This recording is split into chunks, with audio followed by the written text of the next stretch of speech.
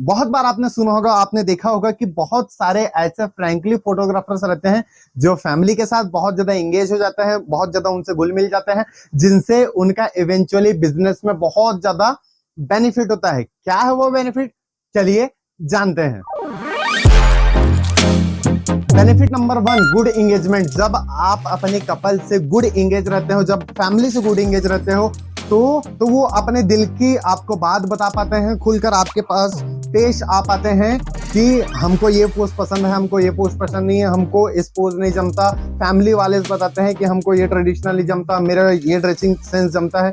वो आपसे खुलकर पेश आते हैं, जिससे मिलता है आपको सेकंड बेनिफिट। वो क्या, बेटर पोज का। जब आप उनसे अच्छा एंगेजमेंट बना पाते हो, जब आप फैमिली से अच्छा एंगेजमेंट बना पाते हो, तो वो आपको खुलकर पोज देते हैं। जो पोज आप उनको बताते हो, वो पोज में वो कोलैबोरेट करते हैं, वो कोऑपरेट कर, वो अपने हिसाब से भी आपको पोज बताते हैं कि हमको ये पोज नहीं जमता, हमारी ये पोज नेचुरल है। और अपनी तरफ से जो उनकी जेन्युइन स्माइल है, जो हैप्पी वाली स्माइल है, वो देने का प्रयास करते हैं, अपना जेन्युइन टच देते हैं, वो रियल टच देते हैं। जिससे बेनिफिट ये होता है कि उनका जो एल्बम बनता है उसमें जो हैप्पी वाली स्माइल होती है, बहुत ही अच्छा आप उनको एल्बम देते हो, जिससे आपको भी अपने पोर्टफोलियो बनाने में स्ट्रॉन्ग मिलता है। इससे क्या होता है, जब आप ये सब चीजें करते हो तो कोई आपको मूर्ख नहीं समझता, आपको एक अच्छा फोटोग्राफर समझते हैं। इससे मिलता है आपको थर्ड बेनिफिट। वो क्या है, रिकरिंग वैल्यू का। जब आप क्लाइंट को एक अच्छा काम पेश करते हो, जब आप क्लाइंट को एक अच्छा काम दिखाते हो, जब आप उनको अच्छा काम फील करा पाते हो।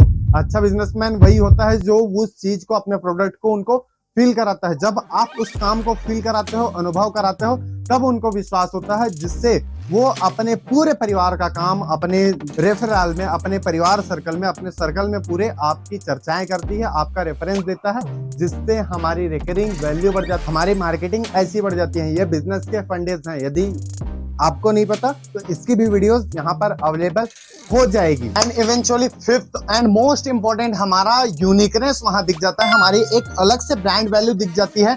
हम सबसे अलग दिखते हैं, हम बाकी अदर फोटोग्राफर से अलग दिखते हैं, ये हमारी पहचान बन जाती है। तो जो आप ये 5 वर्क करोगे तो आपकी एक अलग ब्रांड वैल्यू दिखेगी। अब रोमन भाई इतना तो बता दिया, लेकिन इसको करे तो करे कैसे? इसके लिए भी मेरे पास 3 उपाय हैं, जो मेरे खुद के अनुभव से, और बहुत ही अच्छे टिप्स, जिससे आपको ये पूरा 80% आपका ये काम हो जाएगा। आप बेस्ट एंड फ्रैंक फोटोग्राफर बन सकते हो। पहला तो इंटरेक्शन विद अदर पीपल।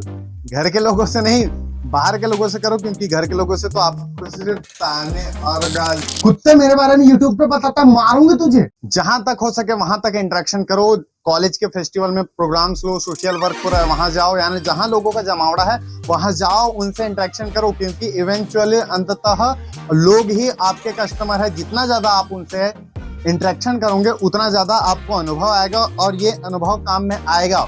और दूसरा बहुत ही इंपॉर्टेंट ये भी है कि अर्न एक्सपर्टीज। आज जो मैं आपको एक्सपर्टीज शेयर कर रहा हूँ वो किसके वजह से, क्योंकि मुझे उसका अनुभव है, मुझे उसका रियल में अनुभव है, ग्राउंड लेवल पे अनुभव है। तो आपको एक्सपर्टीज अर्न करना होगा। याद है ना, जब बचपन में हम स्कूल में जिस प्रॉब्लम से हमारा पूरा मत्था का भफड़ हो जाता था, वो प्रॉब्लम्स को सर बोलते थे, अरे सिंपल ही तो है, इतना समझ में नहीं आ रहा है, खैर अभी छोड़ाते हैं। होता है क्योंकि उन्होंने उस चीज की बहुत बार प्रैक्टिस करी होती है, उन्होंने उस चीज का अनुभव किया होता है, इसीलिए वो इस चीज को इन्फ्लुएंस कर पाते हैं। तो आपको भी एक्सपर्टीज अर्न करनी है। आपको यदि फोटो एडिटिंग नहीं आती तो फोटो एडिटिंग सीखनी है, आपको पोजेस नहीं आते तो पोजेस आपको कलेक्ट करना है, आपको यदि कैमरा हैंडलिंग ढंग से नहीं आ रहा है तो वो भी आपको सीखने हैं। इसके बहुत सारी नॉलेज अवेलेबल है, जाओ और उनको सीखो, क्योंकि जब तक आपको एक्सपीरियंस नहीं आएगा आप कॉन्फिडेंटली काम नहीं कर सकते। And third and most important, crowd को हैंडलिंग करना सीखो। इतनी बड़ी शादियां होती हैं, तरह तरह के लोग आते हैं, फैमिली मेंबर्स आते हैं। इन सब चीजों को, कोई बोलता है भैया मेरी फोटो निकाल दो, कोई बोलता है भैया मेरी फोटो निकाल दो, कोई बोलता है भैया यहाँ चलो, कोई बोलता है भैया वहां चलो।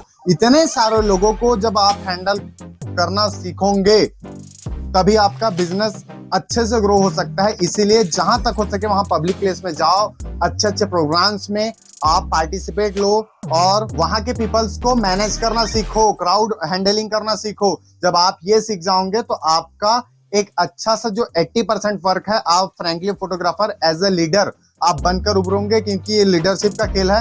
एज अ बिजनेस जब हम ये करते हैं तो हम सेल्फ एम्प्लॉयड रहते हैं, 1 पर्सन कंपनी रहते हैं, सब चीज हमको ही मैनेज करना है। इसके इफेक्ट और साइड इफेक्ट, बिहेवियर, सब चीज हमारे पर है, कंज्यूमर एक्सपीरियंस सब चीज हमारे पर है। ये एक जीव सदस्य वाला काम है, इसीलिए आपको क्राउड हैंडलिंग अच्छे से करना होगा। तो समाप्त करते हैं इस कन्वर्सेशन को कि आपको ये सब एडवांटेज चाहिए फ्रैंकली फोटोग्राफर बनने के लिए, तो ये 3 टिप्स आपको फॉलो करनी पड़ेगी। पहला, इंटरेक्शन विद अदर पीपल, दूसरा आपको एक्सपर्टीज अर्न करनी होगी, और तीसरा क्राउड हैंडलिंग करनी होगी, क्योंकि आपको इस बिजनेस को ग्रो कराना है तो एज अ लीडर बन के उभरना पड़ेगा। तो जाओ, सीखो और शूट करो। Thank you.